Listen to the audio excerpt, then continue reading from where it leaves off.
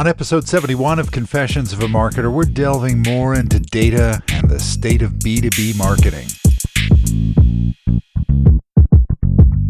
Hi, it's Mark Reed Edwards. Welcome back to Confessions of a Marketer. Elle Woulfe is back in to continue our chat about data and B2B marketing.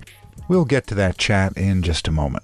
Next time, John Chang of IBM will be here to talk about some thinking he's done on career planning for marketers. Really interesting discussion we have. Hope you can stay tuned for that. As we look at the weeks ahead, Jonathan Suarez will be here to chat about social selling. Rob Whedon will be back to discuss data, intent, and marketing. Scott Horn of Prism HR will be in to talk about being a CMO in a high-growth company. AJ Wilcox will join me to chat about this social media minefield. Joe Martin of Cloud App will be in to chat about using video and visuals in marketing and business in general. It promises to be a fun summer here, at least in the Northern Hemisphere, on Confessions of a Marketer, so stay tuned. I want to invite you to have a listen to my other venture, the innovation podcast, The iPod, with Garnett Harriman. Lots of fun stuff happening there. Head over to theinnovationpodcast.co to tune in. Okay, let's get back to my chat with Elle Woulfe. Last time we talked a lot about data and started to deconstruct the transformation of B2B marketing, which I thought was reminiscent of the consumerization of IT trend. So let's get to it. In a way, it's kind of like 10 years ago, the consumerization of technology in corporations. You know, you used to get a standard issue cell phone, and that was it. That was your only choice. And then the iPhone came around, and IT has pretty much become consumerized, especially with SaaS technologies. And maybe that's happening slower in marketing for, B2B, but it's kind of headed in that direction. It's true. And I mean, it's funny that you say that.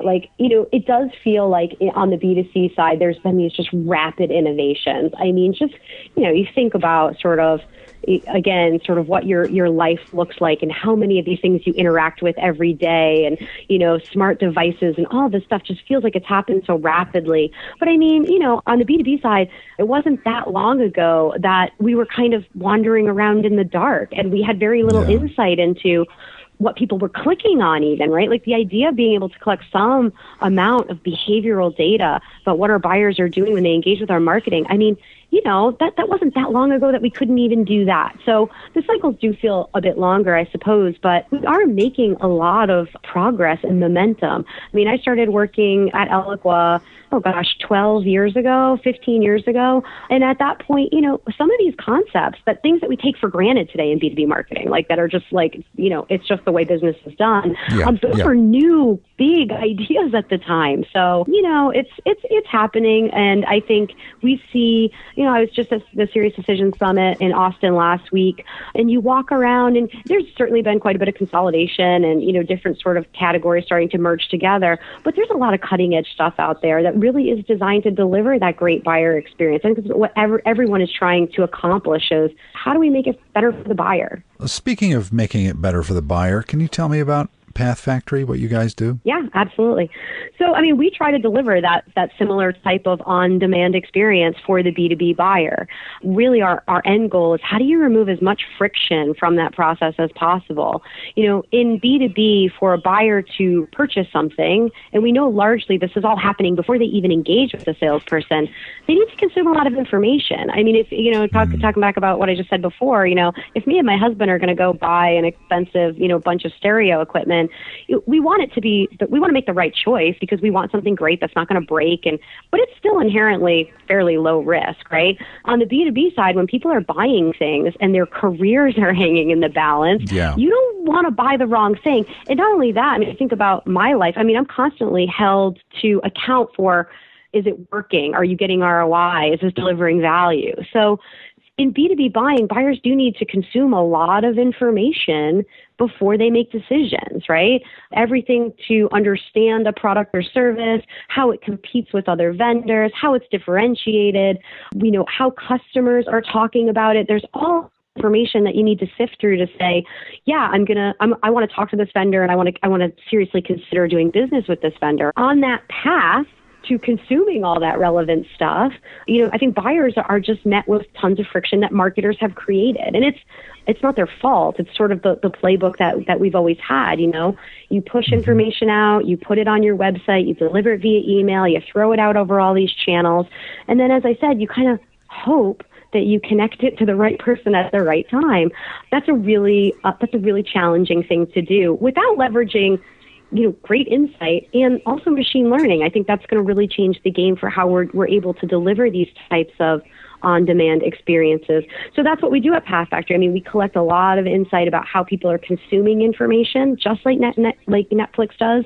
When you go on there, they know exactly what you've consumed, how long you've spent watching various things, what actors you have preferences for, and they use that to deliver a really powerful real-time recommendation every time you log in. And that's why you see something different than I see.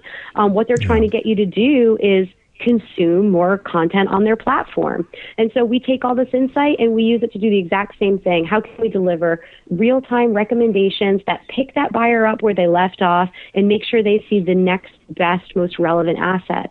And that's all, with a mind for how can we help them self-educate faster and move through the buyer's journey faster. And in similar fashion to Netflix, how can you let them consume a lot of information at once? Because no buyer sits down and, reads a customer testimonial today and then says, I'll come back in 3 weeks and read another one. When you're making these decisions, it's the same. Again, if you're buying something expensive in your personal life, you're consuming a lot of information at once. So how do you let that buyer binge consume on that, not just drip it out one piece at a time like the old sort of B2B playbook was written for. So yeah, it's about delivering a great on-demand experience for the buyer, removing the friction, and letting them consume content at a pace that makes sense for them. Yeah, and a lot of marketers are very impatient. Well, we want to put them in the funnel with this, then give them this, then give them this. And first of all, very lucky if they move down the funnel after the first piece, but the cadence is really important to think about. You can't just assault people with content and expect them to be interested in continuing a relationship. Yeah, and I mean, that's such a push-based approach, right? It's like, we're just going to push it at you. We're going to push it at you across these channels. We're going to, we've sat here and we've architected what we believe you need, and we're just going to push it at you, and hopefully that's the right thing. And really, I think the mindset we need to get to is, how can you let the buyer pull on it? Right. How can you let them get in there and say, oh, I want this, and ooh, this over here looks interesting. I mean, again, we're pulling a page directly from that sort of on-demand playbook. I mean, there's a reason why you can squander an afternoon on YouTube, and it's because of the power of the recommendations that they deliver and the way that they deliver them. Yeah. And so, B2B has not worked like that, but there's no reason why it shouldn't. Oh, that's interesting. So are there any trends or things happening in the marketplace that you're excited about for the next year or so? There are. Actually, one thing is just, I think, the return of creativity. I think, again, like, my background is I like to think of myself as being sort of equally right and left-brained, but if I'm being honest, I lean a little bit more on the right side. But I've always worked in these organizations that were, very sort of left-brain centric, a lot of focus on data and analytics and process and systems. And I love that stuff. I really do. I love nothing more than a super efficient process where I can, see reliable outcomes. And I love that stuff. But I think what's happened as everyone was out there sort of building their big marketing tech stack and, building these revenue engines and getting really sophisticated about data and analytics, there was almost like this deficit of creativity. And you started to see this stuff that all of it was like, I always just like to say it's just like a blur of sameness, like a lot of blue and gray and, business jargon and buyers are people, right? Like, we've got to entertain and engage make them laugh and hit them in places that, at least use some amount of empathy. Like, all these things are really important. So I'm really happy to see more creativity in B2B marketing. I am impressed with, lots of the vendors out there who I think are working hard to break those molds. And yes, it's got to be predictable and you've got to have good operations and systems and all that stuff, but, it's got to be engaging. So that's one thing I think is really nice. And I see it even in the talent pool. I mean, it used to be when I was interviewing people, it was like they were either a left brain marketer marketer or a right brain marketer. It was really hard to find people that I think were balanced. And I'm starting to see more, candidates who come through who I think are really balanced, who, have great, they went to school for writing or journalism or whatever. But in pursuit of that, they got really good at understanding, building a blog and seeing how people were engaging and all that stuff. So people who have cultivated kind of both sides of their brain. And, I think the other thing that is a trend that I like is a focus on people, a focus on buyers, a focus on things that are higher touch and more individual and personalized. And I think, ABM has something to do with that. The advent of some of these great personalization technologies has something to do with that. But also just, marketing is a volume game. It's true, right? You need a certain number in the top to get the right amount out of the bottom, but it can't just be this churn and burn kind of philosophy, right? It can't just be math. And so I like that, we're seeing more things that just feel thoughtful and personalized. And, even BDR outreach, I feel like has come a long way where I thought, people take time to get to know who you are and send things that are really thoughtful. And so I think there's a lot of cool stuff going on in that area, and that's really encouraging. So everyone's a person. That's basically, how I sum up the last 10 minutes of our discussion. I think so, yeah. Even in a B2B committee that's buying a $100,000, $1 million piece of equipment, whatever it is, they're made up of people, and you've got to communicate with them as people. That's right. I mean, I think, it's important to resonate with the business challenges and, to speak specifically to an industry or all that stuff. But I self-identify as, a B2B marketer. I self-identify as someone who's a recovering demand gen marketer. I self-identify as a New Englander, as a person who loves to play tennis, as an athlete, as all these various things, right? That's what makes me me. And I think B2B for a long time was all about putting people in big buckets, right? Yep. Oh, here's a bucket of, this type of person and people like this person. So the reason why Netflix is powerful is because you weren't delivered a bunch of stuff that people like you would enjoy. You're delivering stuff that you would actually enjoy, right? Sure, that's what makes it really cool. I love it when I get on Netflix and I can almost see the algorithm working. I'm like, it's because I binge watched this show and then I've watched these three, and you can kind of see it looked in my soul and it delivered something that it's frightening sometimes. Yeah, right? Well, it's really great. If you think about all the possible things it could be showing you, it's surfacing things that it thinks you're gonna love, that you're going to sit there and, squander an entire Friday night watching. And so that's what makes something like that powerful. And I think it's hard to do on the B2B side. Don't get me wrong. And this stuff, the kind of thing I'm talking about, really personalized outreach from a BDR and, having the right content for every type of buyer persona and all this, it's hard.